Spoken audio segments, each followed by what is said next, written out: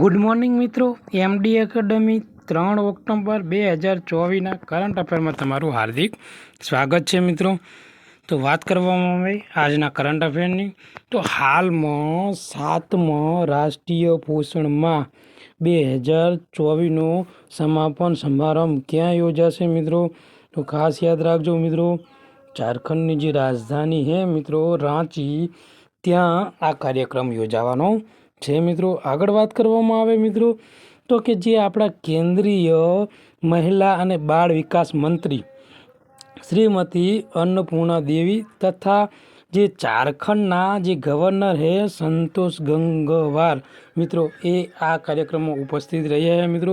વાત કરવામાં આવે કે આ 7મી આવૃત્તિ છે મિત્રો, બરાબર, રાષ્ટ્રીય પોષણ માહની। તો એની શરૂઆત મિત્રો વર્ષ 2018માં થઈ હતી મિત્રો, યાદ રાખજો, આઈએમપી છે, ઓકે। આગળ વાત કરવામાં આવે તો કે ચોથી હોકી ઇન્ડિયન જુનિયર મહિલા રાષ્ટ્રીય ચેમ્પિયનશિપ ક્યાં યોજાશે? તો ઝારખંડ, રાંચી, ઓકે। આગળ વાત કરવામાં આવે તો કે હાલમાં 54માં Dada Saheb Phalke life time achievement award 2022 મિત્રો, કયો? 54મો Dada Saheb Phalke life time achievement award 2022 થી કોને સન્માનિત કરવામાં આવશે? તો મિત્રો મિથુન ચક્રવર્તીને મિત્રો સન્માનિત કરવામાં આવશે। જે કેન્દ્રીય માહિતી પ્રસારણ અને રેલવે અને ઇલેક્ટ્રોનિક્સ તથા ઇન્ફોર્મેશન ટેકનોલોજીના જે કેન્દ્રીય મંત્રી છે મિત્રો અશ્વિની વૈષ્ણવ, એના દ્વારા આરો એવોર્ડ આપવાનો છે મિત્રો। આગળ વાત કરવામાં આવે તો આ મિત્રો કાર્યક્રમ જો 8 ઓક્ટોબર 2024ના રોજ રાષ્ટ્રીય ફિલ્મ પુરસ્કાર સમારંભમાં આપવામાં આવશે મિત્રો। આ મિથુન ચક્રવર્તી છે। આગળ વાત કરવામાં આવે તો મિત્રો દાદા સાહેબ ફાળકેની વાત કરવામાં આવે તો તે ભારતીય જે સિનેમા છે મિત્રો એના પિતામહ છે।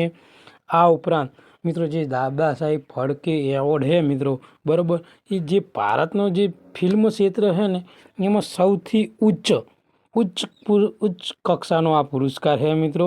અને જે આપણે ભારત દ્વારા મિત્રો આજે દાદા સાહેબ ફાળકે મિત્રો સંસ્થા સ્થાપિત કરવામાં આવી છે। જે માહિતી અને પ્રસારણ મંત્રાલય દ્વારા મિત્રો આ સંસ્થાની સ્થાપના કરવામાં આવી છે।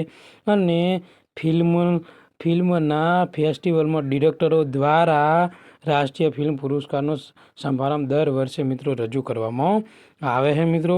આગળ વાત કરવામાં આવે તો દાદા સાહેબ ફાળકે પુરસ્કારમાં મિત્રો તો એક સુવર્ણ કમળ આપવામાં આવે છે, ઉપરાંત શાલ આપવામાં આવે છે અને 10 લાખ રૂપિયા આપવામાં આવે છે મિત્રો। અને સૌ પ્રથમ પુરસ્કારની મિત્રો શરૂઆત ક્યારે થઈ હતી? તો 1969માં મિત્રો થઈ હતી। અને સૌ પ્રથમ મિત્રો દેવકી રાણીને આપવામાં આવ્યો હતો મિત્રો। અને 2020માં વાત કરવામાં આવે તો આશા પારેખ, અને 2001માં વહીદા રહેમાનને દાદા સાહેબ ફાળકે પુરસ્કાર આપવામાં આવ્યો છે મિત્રો। અને અત્યારે હાલ જે 54માં જે મિત્રો દાદા સાહેબ ફાળકે પુરસ્કાર છે ને એ મિથુન ચક્રવર્તીને આપવાનો છે 2022 માટે। આયોજન ભલે 2024માં હોય મિત્રો, પણ 2022નો પુરસ્કાર આપવાનો છે મિત્રો।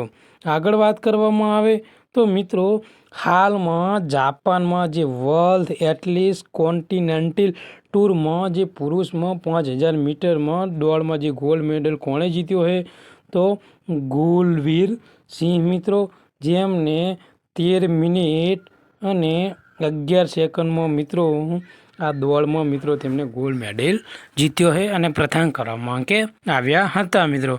આગળ વાત કરવામાં આવે તો હાલમાં 8મી ભારત કઝાકિસ્તાન સંયુક્ત લશ્કરી કવાયત કાઝ ઇન્ડિયા 2024નું ક્યાં આયોજન થયું હતું? તો મિત્રો આ આયોજન ઉત્તરાખંડ ખાતે કરવામાં આવ્યું હતું મિત્રો। આગળ વાત કરવામાં આવે તો મિત્રો જે કાઝ ઇન્ડિયા 2024 છે મિત્રો, જેનું 8મી આવૃત્તિનું આયોજન 30 સપ્ટેમ્બર 2024ના રોજ ઉત્તરાખંડમાં થયું। અને વર્ષ 2016થી મિત્રો વાર્ષિક ધોરણે કાઝ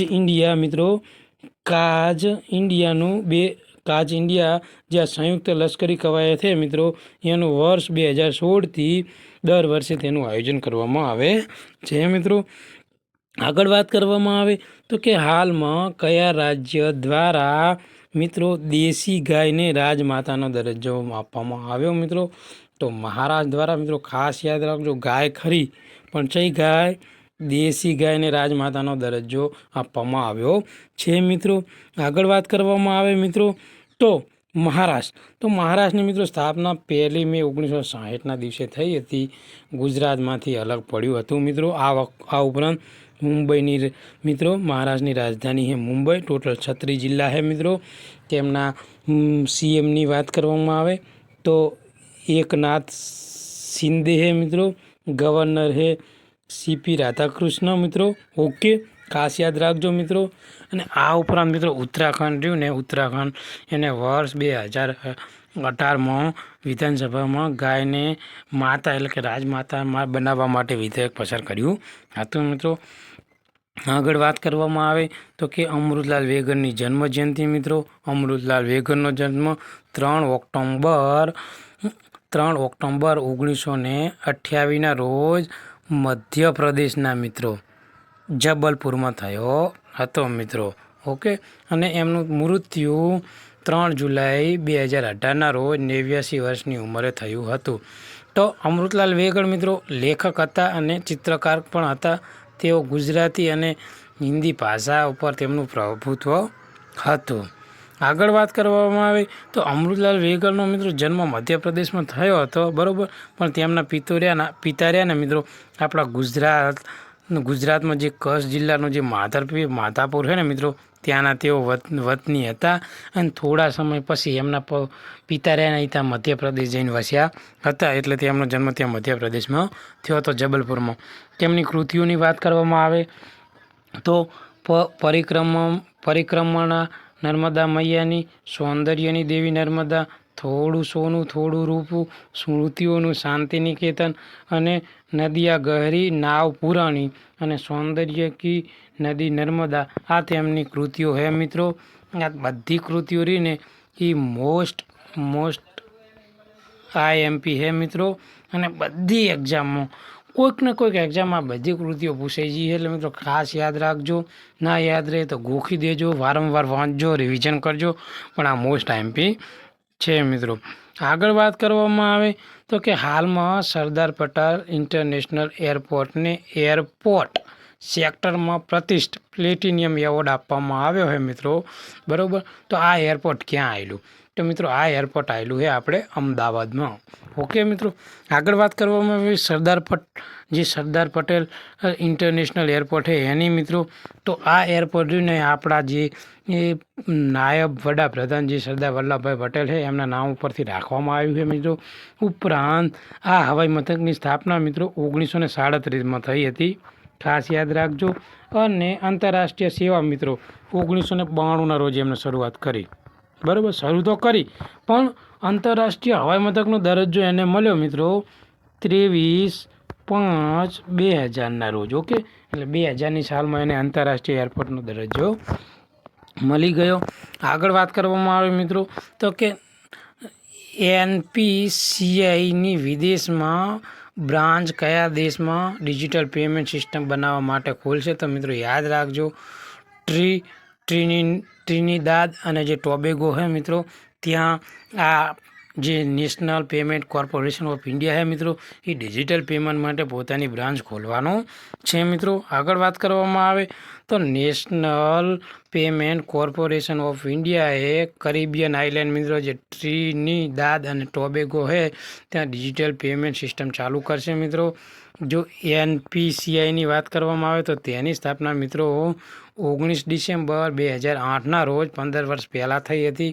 તેનું હેડક્વાર્ટર છે મિત્રો મુંબઈ, મહારાષ્ટ્ર. અને મિત્રો જે આ સંસ્થા છે ને એ મિત્રો NPCI મિત્રો એ RBI અંતર્ગત આવે. ઓકે, RBI આની પર દેખરેખ રાખે મિત્રો. અહીંયા મિત્રો આજનું કરંટ અફેર આપણે પૂર્ણ કરીએ છીએ. જો તમને આ વિડીયો ગમ્યો હોય તો મારી ચેનલને લાઈક કરો, સબસ્ક્રાઈબ કરો અને તમારા બીજા મિત્રોને આ વિડીયો મોકલો, જેથી કરી આ કરંટ અફેરનો લાભ એ લઈ શકે મિત્રો. અને આ લેક્ચરની PDF તમારે જોતી હોય તો મારી યુટ્યુબ ચેનલમાંથી તમને મળી જશે મિત્રો. થેન્ક યુ, ધન્યવાદ.